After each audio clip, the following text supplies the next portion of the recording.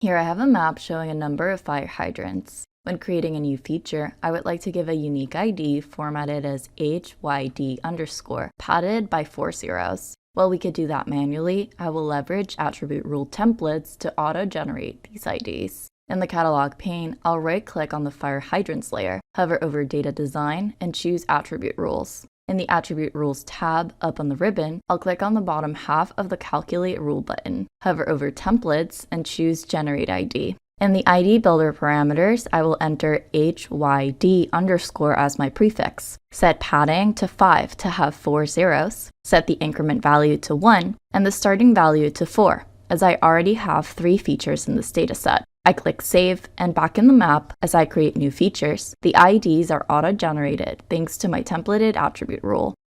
Here I have a map with a series of parcels and lots. I'm interested in finding out how many lots are in each parcel. Let's take a look at how to leverage an attribute rule template to generate a spatial join between features. In the catalog pane, I'll right-click on the parcels layer, hover over Data Design, and choose Attribute Rules. In the Attribute Rules tab up on the ribbon, I'll click on the bottom half of the Calculate Rule button, hover over Templates, and choose Generate Spatial Join. In the dialog, I'll set the Lots layer as the join class. For the field map parameter, I will click on Edit and leverage the unique object ID to count the number of lots in each parcel, and then store the sum in a new field called Lot Count. Back in the Spatial Join dialog, I'll change the spatial operator to Contains and click OK. The template attribute rule is added to the Attribute Rules Data Design view. Now, when I update the value in the Lot Count field, the Spatial Join attribute rule fires, and the value is automatically updated to the number of lots in the parcel.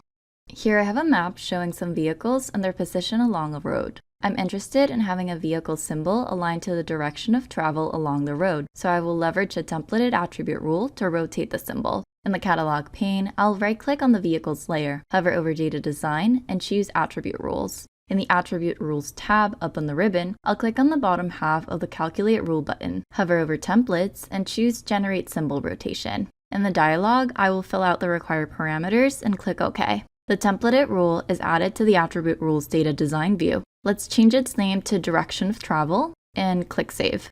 I'll go to the Symbology pane and set a rotation field. Back in the map, we can see that the new vehicle features I created correctly rotate based on the direction of travel.